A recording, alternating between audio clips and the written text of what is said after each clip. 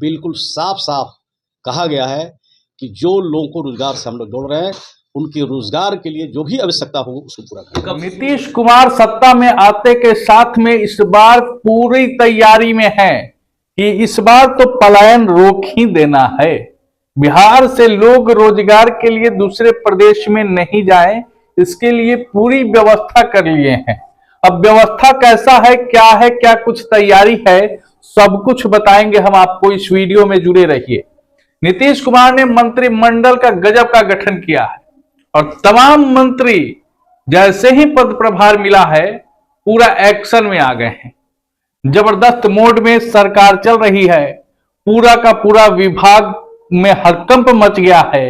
ये नीतीश कुमार का action mode और अल्टीमेटम जारी है तमाम विभागों में कि काम होना चाहिए। पहले वाला बिहार नहीं है और बिहार में रोजगार को लेकर के बड़ा एक्शन लिया जा रहा है। ये देखिए, नालंदा के कई बार के विधायक श्रवण कुमार मंत्री जैसे ही बनाए गए वैसे ही पूरे एक्शन मोड में आ गए। इनका कहना है कि बिहार में रोजगार की अब कमी नहीं होगी। अब किसी को अत्यधिक कमाई करना है, ज्यादा कमाई करने का कोई लालसा रखता है और उसको मिल रहा है फायदा, तो दूसरे प्रदेश में जा सकता है। लेकिन हम यहाँ पे उतना व्यवस्था कर देंगे कि बिहार से बाहर जाने की जरूरत नहीं पड़ेगी। अब क्या व्यवस्था करेंगे? तो ये दावा कर रहे हैं कि हम बिहार में रोजगार पैदा किए हैं।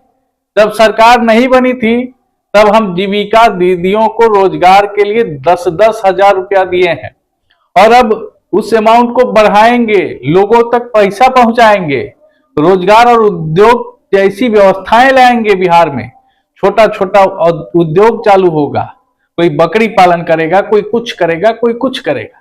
अब क्या कुछ कर रहे हैं मंत्री जी, जरा सुनिए।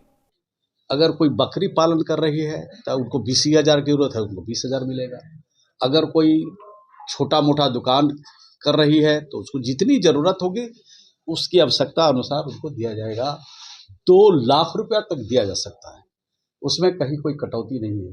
हमने इसलिए ये बात कही आपको पहले, जो सतत जीविकोपार्जन योजना है इसकी चर्चा इसलिए मैंने कहा कि जो संदेह लोग कर रहे हैं उस संदेह के घेरे में नहीं रहे।